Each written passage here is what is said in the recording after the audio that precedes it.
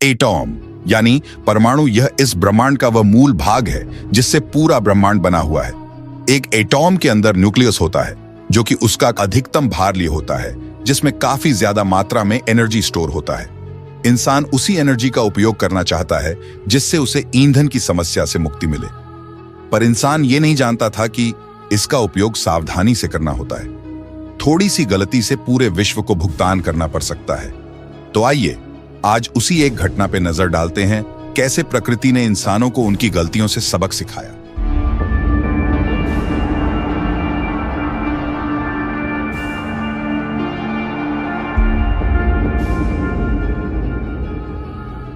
इतनी जनसंख्या वाले धरती पर आज भी एक जगह ऐसी है जहां एक भी जीवित प्राणी नहीं रहते।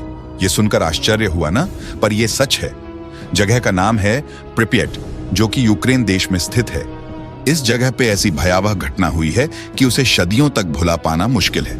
आइए दोस्तों, इस घटना को दिल थाम कर सुनते हैं, जिसका नाम है द चेरनोबिल डिजास्टर। 26 अप्रैल 1986 की रात करीब 1:30 बजे यूक्रेन के प्रिपियट शहर में स्थित चेरनोबिल न्यूक्लियर पावर प्लांट के रिएक्टर नंबर 4 में कुछ ऐसा हुआ जिसने पूरी दुनिया को हिलाकर रख दिया। ये रात बाकी रातों जैसी ही शांत और सामान्य थी, लेकिन कुछ ही घंटों में यह एक भयानक सपने में बदलने वाली थी। आधी रात के करीब वैज्ञानिक और तकनीशियन की टीम एक नियमित सुरक्षा परीक्षण कर रहे थे, जो कि एनाटोली डायाटलोव के सुपरविजन में किया जा रहा था।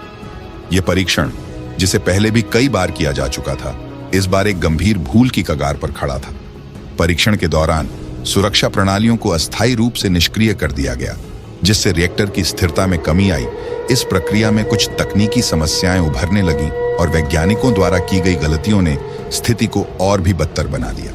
अचानक एक भयंकर विस्फोट हुआ जिसने रिएक्टर के विशाल ढांचे को चीरते हुए आसमान में एक विशाल आग का गोला छोड़ दिया, जिसमें करीब 8 टन रेडियो एक्टिव वेस्ट मौजूद था। यह विस्फोट हिरोशिमा पे गिरे एटॉमिक बॉम्ब से करीब 400 गुना अधिक खतरनाक था। इस विस्फोट की गूंज दूर दूर तक सुनाई दी और उसके बाद का दृश्य किसी नर्क से कम नहीं था। रिएक्टर से निकलने वाले रेडियो एक्टिव धुआं और राख ने प्रिपियट शहर को अपनी चपेट में ले लिया। आसमान में उठते काले धुएं के गुब्बार और रेडियो एक्टिव रेडिएशन ने हर जीवित प्राणी के लिए मौत पक्की कर दी। रात के अंधेरे में स्थानीय निवासियों को कुछ भी समझ नहीं आ रहा था। वे अपनी नींद से जागे, अपनी खिड़कियों से झांकते हुए वे इस रहस्यमयी और भयानक दृश्य को देख रहे थे। किसी को भी नहीं पता था कि यह क्या हो रहा है।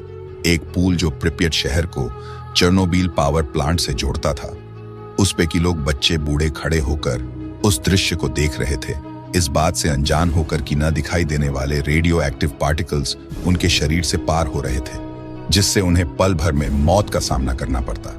आग बुझाने वाले कर्मचारी और रिएक्टर के वैज्ञानिक बिना किसी सुरक्षा उपकरण के इस मौत के कुएं में कूद पड़े। वे नहीं जानते थे कि वे अपनी जान जोखिम में डाल रहे हैं। रेडियो एक्टिव रेडिएशन ने उनके शरीर को जलाना शुरू कर दिया, लेकिन वे बहादुरी से अपने कर्तव्य को निभाते रहे। उनकी त्वचा जलने लगी, आंखों में अंधेरा छा गया, लेकिन वे तब भी पीछे नहीं हटे। सुबह होते होते पूरे प्रिपियाट शहर को खाली करने का आदेश दिया गया। लोगों को अपने घर छोड़कर बसों में बैठाया गया, लेकिन उन्हें यह नहीं बताया गया कि वे अपने घरों को कभी वापस नहीं लौट पाएंगे। यह शहर, जो कभी हंसते खेलते बच्चों और खुशहाल परिवारों से भरा हुआ था, अब एक मृत और भयानक खंडहर बन चुका था। चेरनोबिल हादसे के बाद पूरे क्षेत्र को एक रेडियो एक्टिव निषेध क्षेत्र घोषित कर दिया गया। यहाँ की हवा, मिट्टी और पानी सब कुछ जहरीला हो चुका था। यहाँ तक कि जानवर भी इस रेडिएशन से बच नहीं सके। पत्ते झड़ गए, पेड़ मुरझा गए और चारों ओर सिर्फ मौन और मृत्यता का राज हो गया। हादसे के कुछ समय बाद वैज्ञानिकों ने पाया कि रिएक्टर के भीतर एक भयानक संरचना बन चुकी थी, जो किसी हाथी के पैर सा प्रतीत हो रहा था, जिस वजह से उसे एलिफेंट्स फुट के नाम से जाना गया। यह रेडियो एक्टिव सामानों का एक विशाल समूह था, जो इतना खतरनाक था कि इसके पास जाने से ही मौत निश्चित थी। यह एलिफेंट्स फुट आज भी चेरनोबिल के रिएक्टर में मौजूद है, एक स्थायी प्रतीक के रूप में कि किस तरह की भयंकर विनाशकारी शक्ति यहाँ छिपी हुई है। मैंने जिस ब्रिज यानी पुल की बात शुरू में की थी, जिस पे लोग खड़े होकर यह भयावह हादसा देख रहे थे, वह पुल पे उन लोगों का यह हाल हो गया था कि उस ब्रिज का नाम डेथ ब्रिज रख दिया गया था। यह पुल जो प्रिपियाट शहर को चेरनोबिल से जोड़ता था, वह स्थान था जहां से लोगों ने विस्फोट के बाद का दृश्य देखा था। उन्हें नहीं पता था कि वे रेडियो एक्टिव रेडिएशन के सीधे संपर्क में आ रहे हैं। इसके कारण कई लोग रेडिएशन से होने वाली बीमारियों से मारे गए। चेरनोबिल हादसे ने हजारों लोगों की जान ले ली और लाखों लोगों के जीवन को बदल कर रख दिया। रेडियो एक्टिव रेडिएशन ने पूरे इलाके को जहरीला बना दिया। आने वाले सालों में इस हादसे के भयंकर परिणामों ने विज्ञान और मानवता को एक गहरा धक्का दिया। कई लोगों ने रेडिएशन से होने वाली बीमारियों से पीड़ित होकर अपनी जान गंवाई। यहां तक कि अगली पीढ़ी में भी रेडिएशन के प्रभाव देखे गए। चेरनोबिल अब सिर्फ एक हादसा नहीं, बल्कि एक भयानक यादगार बन चुका है। ये उस भयावह रात की कहानी है जिसने न सिर्फ यूक्रेन बल्कि पूरी दुनिया को सिखाया कि परमाणु शक्ति के साथ खेलना कितना खतरनाक हो सकता है। यह हादसा आज भी हमें सावधान रहने की चेतावनी देता है, ताकि भविष्य में ऐसी भयानक त्रासदी दोबारा ना हो।